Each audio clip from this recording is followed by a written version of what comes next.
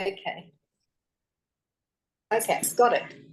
Awesome. So guys, today we've got Dieni with us, and Dieni came with us to Egypt. And so I've decided that whoever would like to be interviewed about their trip to Egypt, I'm going to interview them, but not really interview. It's just going to be a chat. Hey, Dieni. Yeah, just, chew the fat. Chew the fat and tell everybody where you are.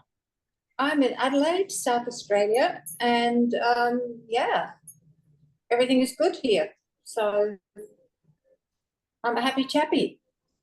Awesome. So tell us, or tell the audience rather, a little bit about you, about your spiritual path, how long you've been on it, and all the steps that actually led you to eventually Egypt.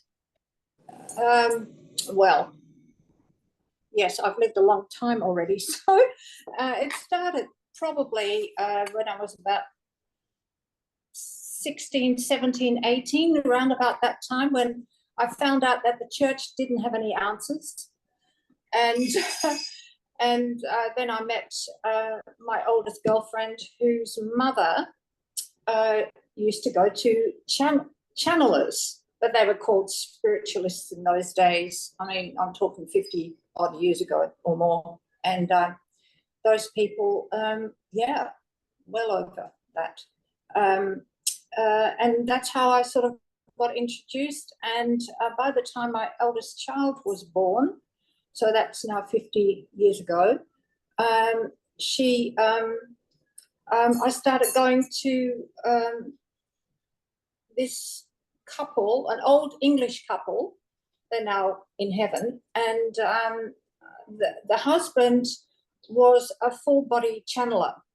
Oh. So he and his wife would always be sitting right next to him, because if anything went wrong, apparently, if you are a fool and you don't know what is going on around you, you need somebody who stops sharp noises or door slamming, and that it's quiet. I don't know what it is like now. I think we've progressed a lot more, but in those days, she was very careful that he would not be disturbed, and she would always be sitting there watching like a hawk. And she did he speak in, sorry to interrupt, did he speak in his same voice, or did his voice change? His voice changed, yes. It did. It changed. Yeah, it didn't, it wasn't, you knew it wasn't him because of the process that he went through. Like, you know when the new entity comes in and the body moves, and there was always those shocks. So it would be like Shabash or Bashar or something like that. Yeah, Bashar, yeah, somebody like that, yes. And he would know nothing about the whole conversation. He would always have to ask his wife what actually happened and stuff. So I was always furiously taking notes. I've got books of notes from all those years ago. Anyway, that progressed into, but then, you get caught. I had 3 children in 3 years. So your life takes a different turn. Then you have a business and you run a business. And so it didn't, but in the meantime, I always maybe saw those people once a year. I'd have a reading or like a top-up. And especially... I'm going to close this door so we don't hear his barking. Sorry, Dieni. The party revelers are beginning to arrive next door. So the dogs are... The revelers are coming. Yeah, so... and then those people passed away, both of them, very shortly after one another. And then his daughter took over, but she wasn't a full channeler. She actually, she would speak maybe a bit like you. You know how you can hear and you translate, don't you? Yeah. Is that that's how you channel, don't you? Well, it changes. Like in 403, The Awakening, on the discourse, my whole body went down into the bed and I could feel this other energy coming through and speaking. And remember, my voice was so jolly different in that one. Yeah. That's right. That's trance channeling. Trance channeling, But yes. now the way I channel is I see picture. I start watching a video. Yeah, or words, and then I just start, writing or receiving. Yeah. Yeah, I get pictures in my head, definitely. And over the years, I've had flashes of, like, I knew I had a relative, and she was having a pool built around the corner from my house, and that was when my kids were small.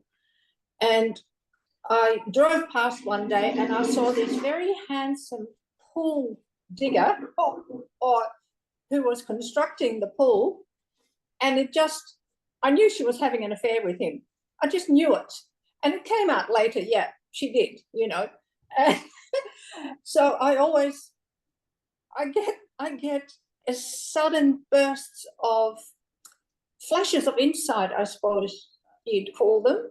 And then one day when I was watching a film, one of the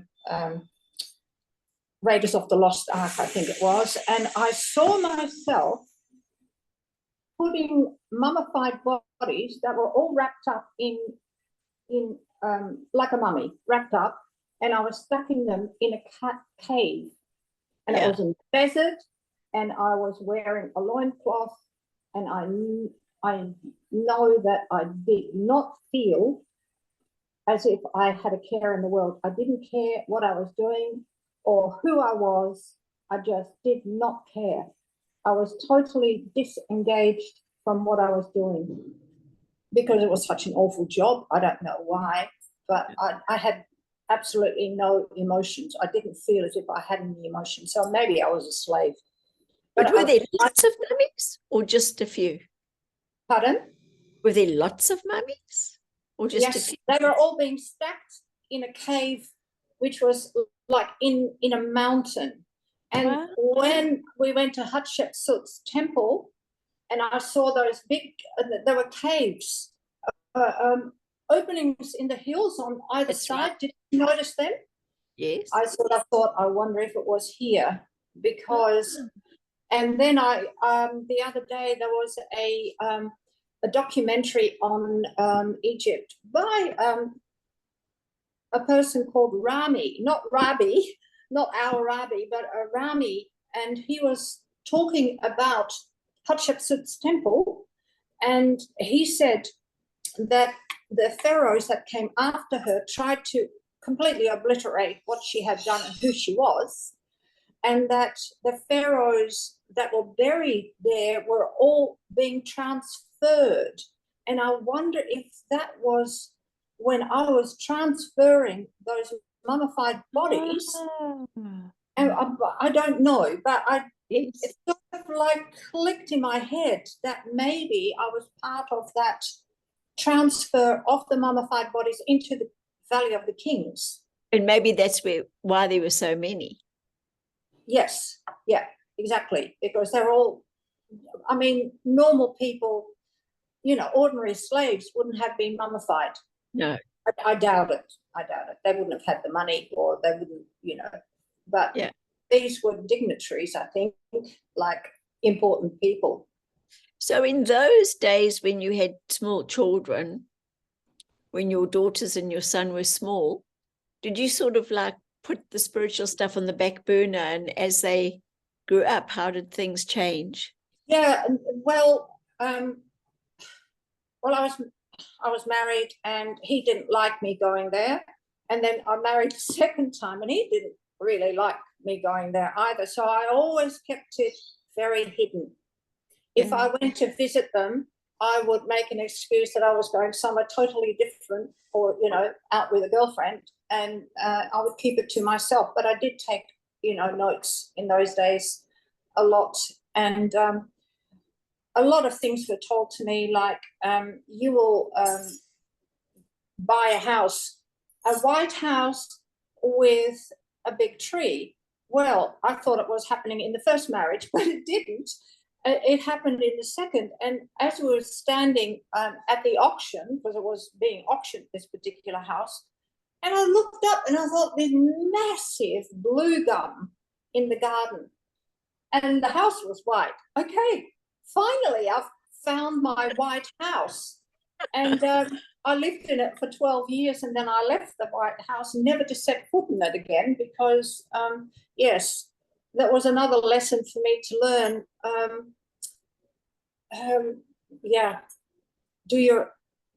believe in yourself, and don't let yourself be used or manipulated. I come from a generation where, you know, you were still, you were meant to do, you know, follow your husband, which is really quite silly.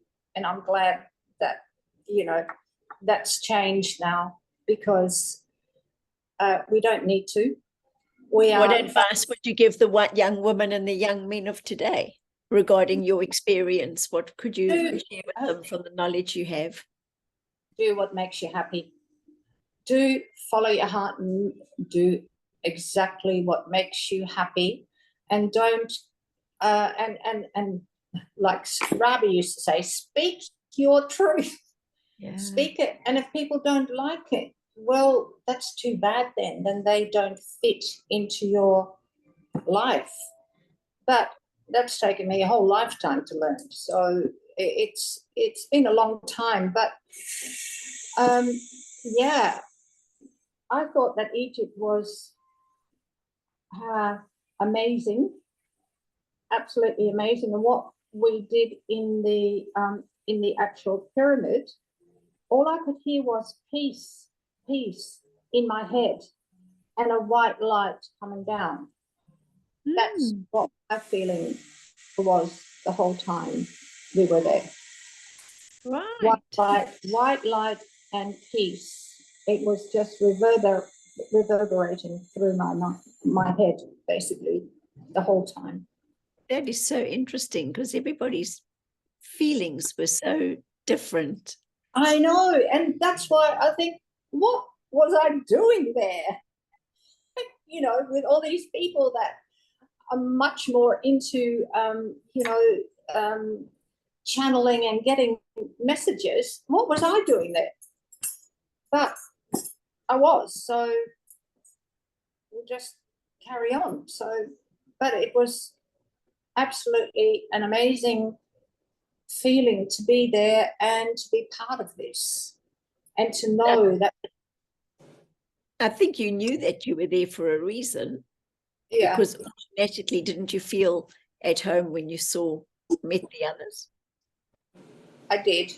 And you know what, that first impression when we were picked up at the airport and we drove to the hotel, I thought, how do these people, there are no road signs, there are no speed limits, there are lanes on the road, and everybody weaves, no one sticks in their lane, they just drive by intuition, wasn't it? Osmosis, it's like a dance, isn't it?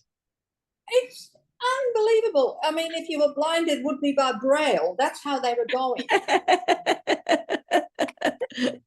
and people crossing the road with 5 lanes of traffic. I couldn't look, because it was, you know. Don't go to Peru then. Have you been to Peru? No.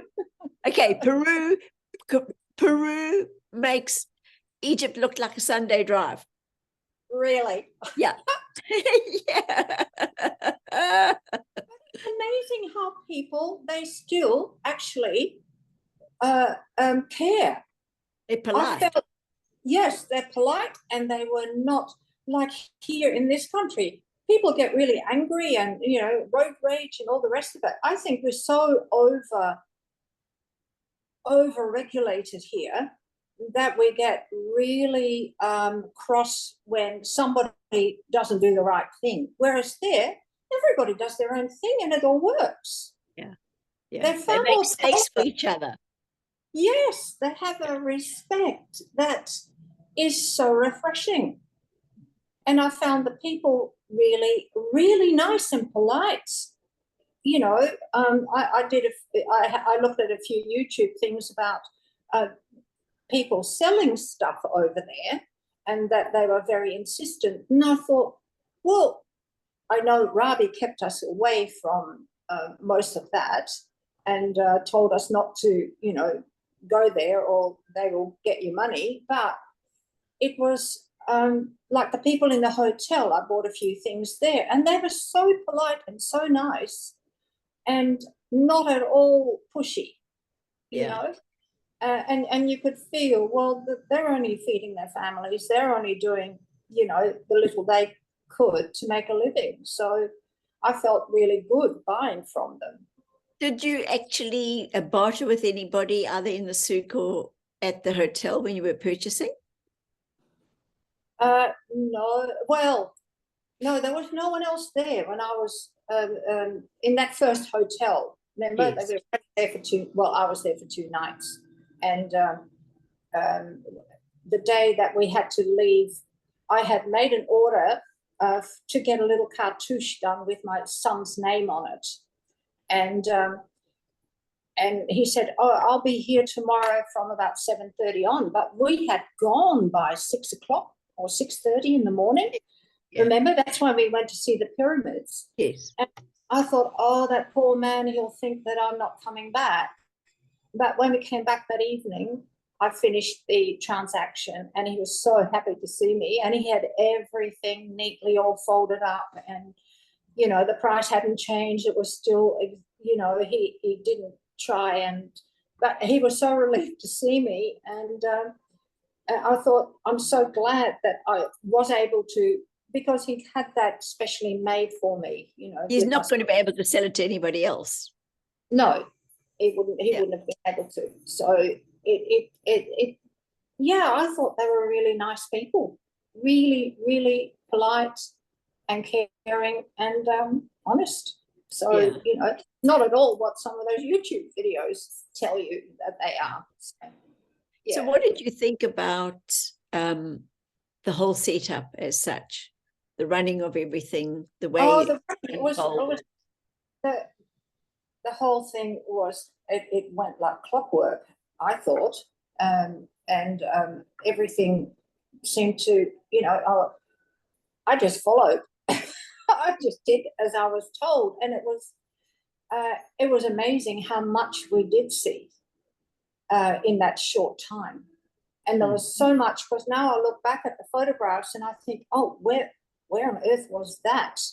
And, you know, luckily if your phone tells you where it was, because some of the things I can't remember. But it was like old familiar territory, really. You know, it didn't feel strange or foreign to me. It was something that was familiar to me. It's strange you say that, because the minute my feet hit the Egyptian soil as such, I thought, wow, I'm home. I felt so comfortable. It wasn't foreign to me either. No. And my guides had told me that all of us that felt that pull or the call to be there, it's because we actually lived past lives together in Egypt. Yes. Yeah, I'm sure we did. Because everyone didn't feel as if they were strangers, because it's almost as if you picked up where you left off from. Yes, like an old friend you haven't seen for 30 years and you have a cup of tea with. It's like you don't have to explain anything. You just pick up where you left off. That's right. Yeah. Exactly. So when you first heard about that trip, what was your response? Well, I had listened to Alba talking about Hawaii, and she said, was that you and her talking about going to Hawaii in February? That's right. Of next year? Yes. And I thought, oh, I'd love to do that, even though I'd been to Hawaii. And then this Egyptian trip came up, and somehow or other it had to be Egypt. I don't know why, because I just felt drawn to that, and I had to, do a few. Well, I had to make it happen. And it was quite easy, apart from the bank problem that I had for a little while. But who wouldn't take my money? Yeah, they didn't want you to pay somebody in Egypt. They thought it was a scam. I thought that this little old lady was going to be ripped off by somebody. Oh dear. And I walked across to the other bank, and they did it in 20 minutes. It was all done. So, with the other mob, I had to 2 or 3 days, and they wouldn't do it. So there you go. And there was no problem at all. And it just, and from then on, it just happened. It just happened. I mean, Yeah. who goes to Egypt? Stop it. Goodness gracious. It's just Dad. Just, oh, my nervous system, Ted. Come on. It's just Dad. Yeah. Oh, You'll have to go out for the night. Hey, what's that? You'll have to go out for the night. We've been invited to a friend to have an early barbecue, just to give us a few hours respite, so that we don't hear the music and the doof from the neighbor party. But you know what? It's once in a blue moon. It doesn't really matter, does it? It's just like you can get upset about it, or you can just say, it's. Well, we all live on this planet. We have to give each other a bit of slack, don't we? Exactly. So what would you say were your highlights? My highlights are definitely the pyramid visit, and then that beautiful the Luxor temple at night. That was done amazing. And Hathor's temple, I think, was another highlight for me. Didn't you have a flashback when you were there? When I was looking at one of the statues there, because it was very dark, wasn't it, in those chambers? Yeah, she just split in half for me when I was looking at her. So it felt really familiar, like really comfortable and familiar, and just comforting. For me, it was comforting to be there. Yeah. It didn't bring back any bad stuff at all. So it was as if it was part of what I had done before, the feeling was, I belong here. This is part of me, or my past, or even my future. I don't know, but it felt the whole area there, because in a way that's why I like the desert in Australia too, because I know it's like Egypt. It's flat, it's one color, it's more red here, but it's kind of, it has its own beauty. I love lushness of, the green forests that are in Europe and in the rainforest, but there's something about the desert too that is very majestic, and it envelops you in a kind of warmth that it feeds your soul. I found it beautiful. And what about the food? I'm still salivating. I've been trying to sort of, looking up Egyptian recipes and then putting the herbs and spices in, because that's what makes it. there, you know, there's lots of coriander and the other one. Anyway, all the stuff. Cumin and sumac. Yeah. Yeah. I love all that. So yeah, the cumin one. I love that. So, you know, because I love Indian food as well. Did you get sick, Dieni? I was sick the minute I hit the plane in Dubai. Yes. I did not eat a thing the whole 13 hours to Melbourne. I only had water, and because I thought if I eat anything, I'll be sick. And I had a coffee in Melbourne and then caught the flight back home, and I just collapsed in a heap.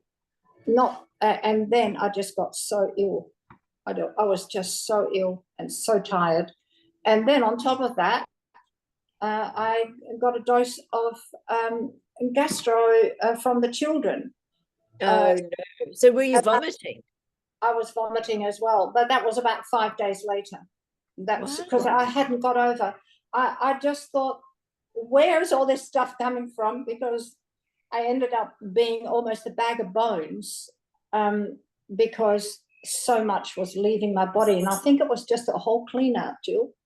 I really think that I left, that whatever happened to me over there was a total cleansing out of all the old stuff I had been hanging on to. Like a purge. Like a purge. Like I had a bit of a meltdown in the bus I think it was from Luxor to Memnon. Yes, the class I've been on. Yeah. Yeah, and a whole lot of stuff came out that I'd been hanging on to for about 50 years. Oh, that's when you had the cry for the first time in like 40 years. Yeah, wow. Yeah. Tell us about that. And well, it was, I don't know what it was, but I had been, I had a difficult time when I got divorced with, in those days, they didn't, your husband could, well, he said terrible things about me. And so, oh, you can keep the girls, but I'm taking the boy. And I fought for, no, the kids stay together. You can have them 2 weeks. I'll have them 2 weeks. No, I'll take him, and he's not got, you know, not to have anything to do, or as little as possible to do with his mother. Anyway, that completely shattered my heart. And I know that at that time I cried for 3 months every night because I could not convince the court that the children needed to stay together. And it was a terrible thing for my son to go through, that he couldn't see his mother. Apparently, my neighbours told me after that he used to cry for mummy, and he'd get slapped by his father, and he wouldn't let him ring me or see me. So I did, you know, I'm glad that it was after, because it would have absolutely, completely shattered me at the time. And there was nothing I could do. I talked to all these counsellors at the court at the time, but they didn't have as much power as they do now, you know, by taking children away from their mother. It just, anyway, so that came up, all that grief, and I couldn't show the girls that I was so shattered because I had to get a job, and you know what it's like. You then become so you had to sit on it.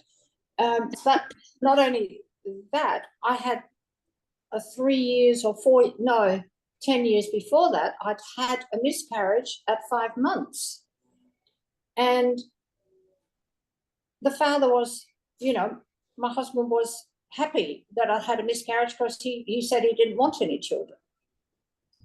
So I couldn't grieve about that either. I haven't grieved. That child would have been 53 now. Wow. You know, and he was a boy too. So you spent many years holding. I was holding that so tightly because I had to keep myself together, you know, really keep myself together to keep the family going and to be bread. Be the mum. Yeah. So yeah, so basically that all came up, and I reckon I purged a lot of that stuff, because it kept on going for, like I said, 11 days. 11 days. And you say you feel different now. I feel lighter. It's lighter, Jill. I feel as if I've stepped out of a whole period of carrying too much crap with me, which doesn't serve any purpose, you know. And in those days too, the shame of, you know, shame is such a useless emotion, but it was also guilt for not being able to keep my family together. But you know what? I was told, especially by that couple, people will try and separate you from your children and the children from one another, but no one will succeed. And they haven't either. My kids are still as close as what they were when they were little, because, you know, the best they've tried to the second husband in particular as well. He was jealous of the fact that I have a good relationship with the children. Well, yeah, you know, yeah. So I got rid of a whole lot of stuff. It was necessary. And the funny thing is, Maya, my youngest daughter, had a reading with somebody just recently. And apparently she said, Mum, the first thing she said, oh, your mother has had to clear out a lot of baggage from all the women in my family generation. The genealogy, It was a ancestral thing. Yeah. And I feel, yeah, that's what it was. A lot of that baggage is gone. I feel so much lighter. I don't care what. I haven't listened to the news now for years anyway, but I couldn't care less about it, because it doesn't matter. Nothing actually matters, because it's just all peripheral things that put people against one another. Let's just please just concentrate on who we are and bring that light out. We need to bring the light out and just be the light. That's all. That's so well said. We just have to be that, because there's nothing else we can do. We can shout and scream and holler and be cross, but that doesn't help. Just be the light. That's all we can be. So be like Egypt, or the Egyptians that honor and respect each other. Yeah. And let the traffic flow. And they are literally in the flow, aren't they? Yes, they're in the flow. And I love the way that the dogs lie in the middle of the street sleeping, and everybody goes around them. And the cats in the restaurants that are running behind you and nudging you at your ankles, hey, give us something to eat. I saw that one in the rooftop terrace restaurant that we were with. Remember that? Yes, exactly. They were all running around. Hey, what have you got? Oh, yeah. Oh. Yeah. And it sounds awful. It sounds like cats are crawling all over you, but it wasn't like that at all. No, it wasn't like that at all. They were actually quite skittish, but they knew where they could get food, and they tolerate it. You know, there's no, get out of here, you filthy cat, or anything. No, they're accepted. That's so nice. You know, I love that. And so what do you think you're going to do now differently than what you were doing? I think I'm a lot calmer. Yeah. And I don't react as much. But a lot has to unfold still, I think, Jill. You know, I'm just taking one day at a time, and I think a lot more will be revealed in the fullness of time. and and if you're going again in 25, well, Maya wants to come. It's And, fantastic. Yeah. and I'll try and yeah, try and do it again. And then I'm going to take that balloon ride. Oh, that I highly recommend. That was an incredible experience. You know, I think we got up at 4 a.m, but we were there for the sunrise. But to actually see the whole production of how they even get those balloons up in the air, from the baskets being delivered to the rollout to getting the, you know, all that air in. I mean, it's just a production on its own. And then floating over the Valley of the Kings and the little paddocks. It's so exquisite. Yes, it gives you a different perspective, you know, and you realize how much is still there waiting to be excavated. Yes. Yeah. Well, when you look at the Luxor temple, which was up to its dog wax in sand. Yes. And they have built that mosque on top of the temple. And it's still teetering on the top there because they had to excavate it all down below. Yes. It tells you what else is there. Exactly. What there must be. Well, they've got that imaging now. You know, that it's penetrating, whatever you call that. I think they called it not radar as in RADAR, but like RADA or something like that. I know Dr. Jim Hertak, who did the Keys of Enoch, he had specialist equipment where he went in years ago. And I think they found the Queen's Chamber or something, but he just scanned at least 7 floors below and saw all these things that were happening. So it's mind-boggling, actually. It's a whole world. It's magnificent. Absolutely. Yes. No. And next time I want to stay a little bit longer and not be, you know, and have a bit more rest in between. That's exactly what we've said, what we're going to do for 2025. We need, like, if we do the day before where we go, then we have to have the morning where everybody sleeps in. Maybe we meet at about 11 o'clock. We have a meditation. Yes. We chat about the day before so people can talk about their experiences and what happened, simply because it'll be fresh in their minds.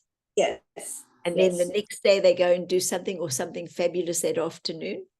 Yes. And then, so we said, yes, we might this next time have 3 days just on the Nile, on a boat. Yes. And so you're just in one place as such to be able to sleep.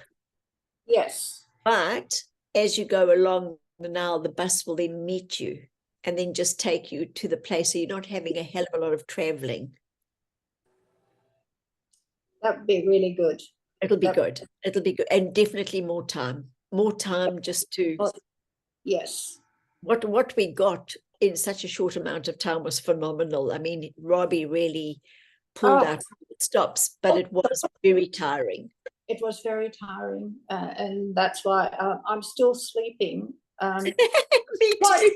Last Sunday, I slept most of the day, and then I slept 9 hours the following that same night. I'm totally so much more relaxed than I was before I made this trip. So yes, I'm basically a new person. And you know, Dieni, the thing is, we don't even realize that how we are. No. Before it happens. And then it's like a friend of mine, something happened to her, and then she did this big release, and she said to me, I didn't even know I was holding that. She said, I didn't even know it was a thing until it wasn't. Yeah. Yes, exactly. You don't know it because I've done it for so long. I was so tight, you know, I was holding so much in, and I don't feel as if I am anymore. So it's almost like, what do they call it? I think Michelle says it's a flight or fright, that kind of thing.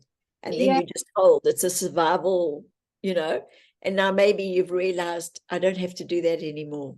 no, I don't have to do that anymore. Actually, just be present.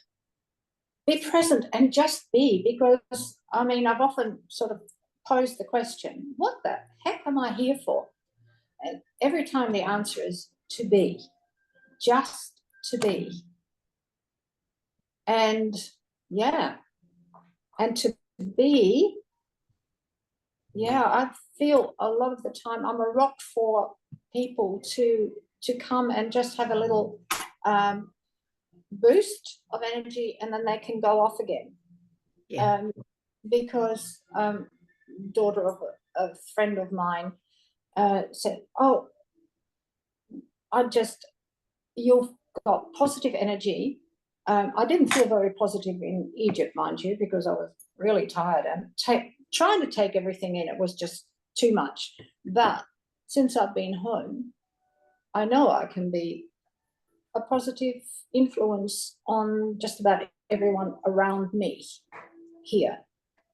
So Dieni, yeah, if people are listening and they close to where you live, would you like to hear from them and set up maybe a little coffee group or something? Oh, if they want to, sure. Yeah. So tell the audience where you are. I'm in Prospect in South Australia, in Beatrice Street, and whenever, yes. And it's Adelaide. In Adelaide, yes. Yeah. So what's close to Adelaide? Well, I'm only about 4 k's from the city, so I'm in so North Adelaide, and the next suburb is Prospect. So, and then around that area, though, what's the closest city? Adelaide. No, but from Adelaide. Oh, the closest city. Yeah. Well, outside of Adelaide. Adelaide is so spread out. It's huge. It's huge. It's like well, there's only about 1 million or so people here, but it's very spread out. So if people were coming to visit Adelaide, for example. Well, I'm only 15 minutes from the airport, for instance. So what I'm going to do is, with your permission, I will put your email address. Yes, sure. And then if they are flying into Adelaide, because people go there for lots of different reasons. Oh, yes. Well, there's a car race around. Maybe you can catch up and have a coffee or something and a chat. Do you know what I was thinking, Dieni, is that couple, with all that information, what have you done with it? Why don't you put it in some kind of a book or something? Sorry, that chap that was a trans channeler. Oh, yes. Well, there might be a lot of information there, Well, there is, yeah. Yeah. Yes. There is a lot of information. I know that I did live in Egypt also, I think as a female, but again, as a servant. Yes. I don't know whether, apart from the man in the cave with the mummies, but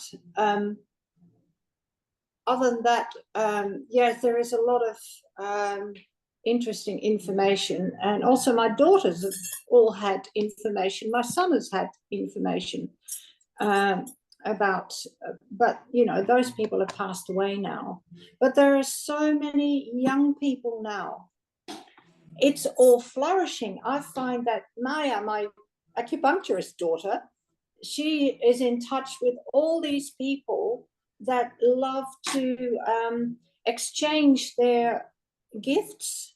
One is a Reiki master, the other one does a crystal bed healing. It's all coming out. My hairdresser, I went to see her yesterday, and she has been following me. Oh, she wanted to know everything about Egypt because she does Reiki as well. And being a hairdresser, she feels people, as you can imagine, because she touching them, and you know, and they tell her all their problems. And she said it's they just feel as if they can tell you stuff, you know, and she doesn't gossip or anything, but she knows everybody's business. She's like a therapist. She's like a therapist, yeah. She might be cutting hair, but she gives people a really good feeling when they leave. You know, she's such a nice person. So yeah. So you see, everybody does it their way, don't they? Everyone has their own unique way of doing stuff. So you can't put everyone in one basket, can you? No. Because everyone has their qualities and talents, and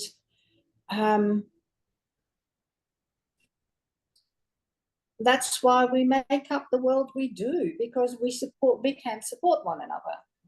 Yeah, it's a wonderful way. But yeah, that whole trip for me was a whole cleansing, and coming to realize what my qualities are and what I can give people. It was starting before that already, but it's even more so now. Even more so. I was told that I would be given a lot of knowledge, and well, I didn't get any great big downloads in Egypt, but apparently it will come. I think it will come, and it will, like doors will open. And I also feel that I need to talk, because the more I talk, the more comes out. The more I explain it to myself. Yeah. It's funny how when you teach, you know, be it anything, cooking or painting or whatever, the more you actually pass the information on, the more you get given, the more comes through, and the more valuable it becomes, and the more insights you get yourself. So that to me is worth more than, you know, anything in this world. I think that's great. And they did tell us that when we came back, that we would be different, and that our DNA would have been changed. I tell you what, my body is not the same, Jill. And you have to integrate. It takes time. It takes time, yeah. Absolutely. But yes, I would recommend, you know, to do what we did to anybody and everybody. Yeah, it was fascinating. And I don't think you could ever have it. Every single trip's going to be so different. Everything. Because of the energy of the people that go. Yeah. Exactly. And, you know, Robert Edward Grant is going in December. He's going to do a channeling in the Great Pyramid, apparently. He's got special time given to him. So there are groups of people. That Billy Carson. As well. Also, yes. Freddie Silver. He's just come back from that as well. William Henry from Ancient Aliens, you know, who we went to meet. Yes. And he did the same sort of thing? Yes. Wow. So and we were all there at the same time, all in October. Isn't that funny? And it's when that's when that started, and that's when the eclipses were. Yes, and that's what they said. It was all about the lineup that they had. They've been waiting for eons for that particular lineup and our lineup of people. Right. Oh, so and we were all aligned. It's interesting, Jill. I'm an 11 by birth. My birth date adds up to 11, but so does my whole name. So I'm a double 11. So my life path, I think that's what your birth number is. It's your life path. And then my soul number, which is your whole name, is also an 11. So that because you and Jill, you and Michelle were talking about there were 22 people, so that's 1111. That's the next, master number, and it gets harder. And apparently, master numbers, they have to live up to their master number. Otherwise, it goes back to a 2. Do you want to be a 2, or do you want to be the 11? And to reach the 11 master number, you've got to put in more odd yards. So what is it to be a 1? To be 1, to be a 1 is to find out who you are. So how do we find out about all the numbers and what they are? Like if you say like an 11, how do you find it out? Well, it's okay. Numerology. Numerology, yeah. So you can look it up online. You can look it up online. I've got books on numerology that are dog-eared and so falling apart. I've had those books for so many years. I'm so glad that I kept all those books, because I used to read everything. I read all those early books about soul. You are not alone. Who was it? Who are all those? Brian Weiss was one who came later, but all the ones that were before, all those authors I read like years ago, and then I give the books away and I never get them back.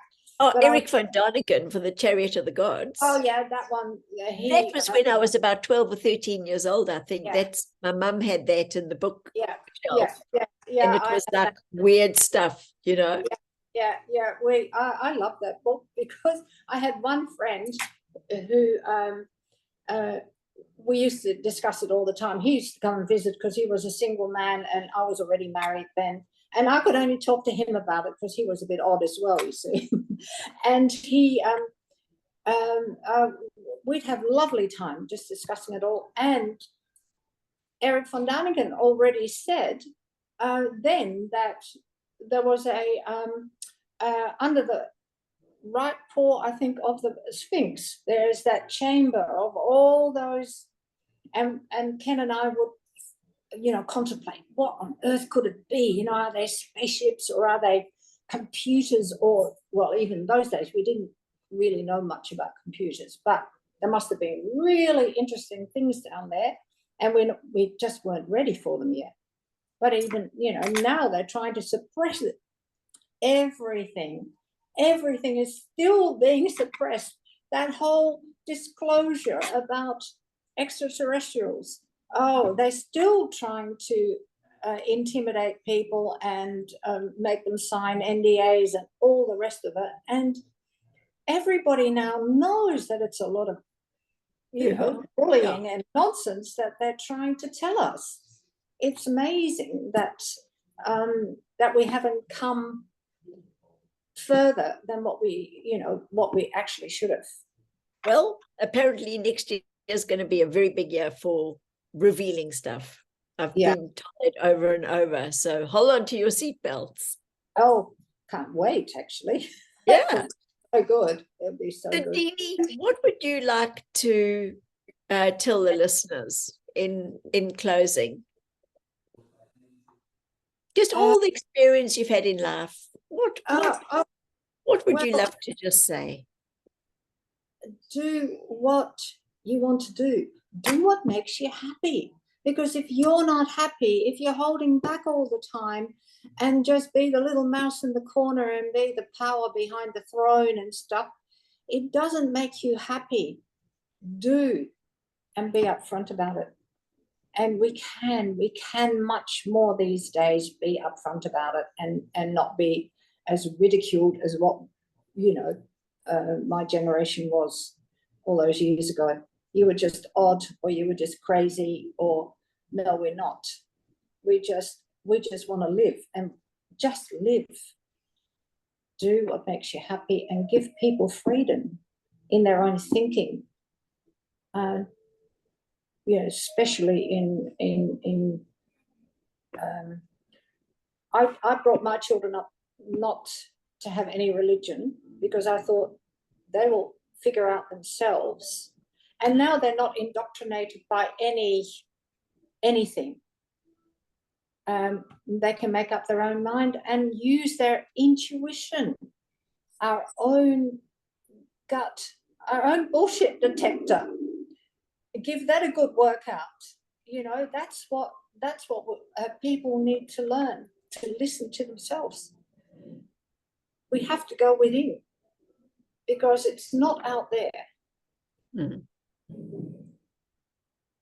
We know ourselves. We know what is right. We have it built in us, and that's what all